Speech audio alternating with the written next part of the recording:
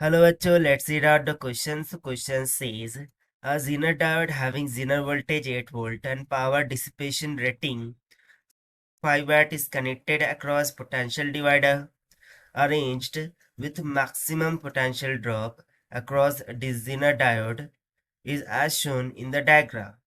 The value of productive resistance RP is that dash ohms.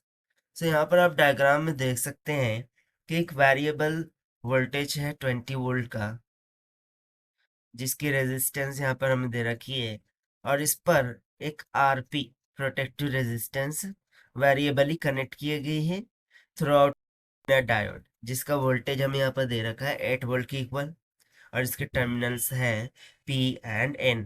सो हमें simply जो protective resistance है RP, उसका मान निकालना है। तो चलिए स्टार्ट करते हैं सोल्यूशन से।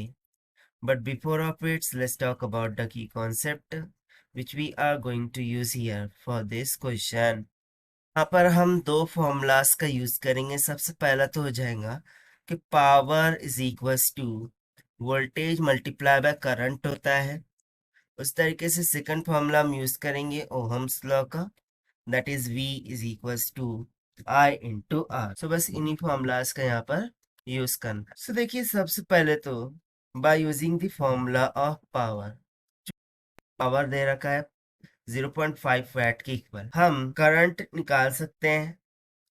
यहाँ से हम लिखेंगे कि P is equals to V times of I, that is I is equals to P by V is equals to power कितना है 0.5 watt divided by voltage across zener is 8 volt.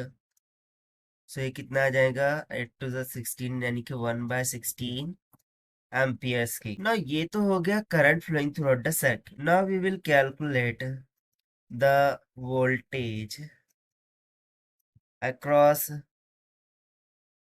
protective resistance RP. So this must be equals to, let's say, VR. So this will be equals to, now if you see that जो variable source voltage है वो कितना है 20 volt की। अब जैसे ही हम इसको यहाँ पर कनेक्ट कर देंगे, सो इस आरपी रेजिस्टेंस के साथ ये 8 वोल्ट का जीनर वोल्टेज भी कनेक्टेड है।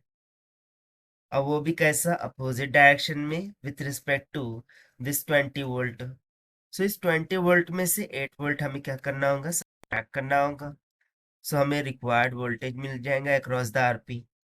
So this must becomes 20 minus 8 would comes out equals to 12 volt. Now by using the Ohm's law, the protective resistance RP, this must be equals to VR divided by I. So this will be equals to 12 divided by 1/16.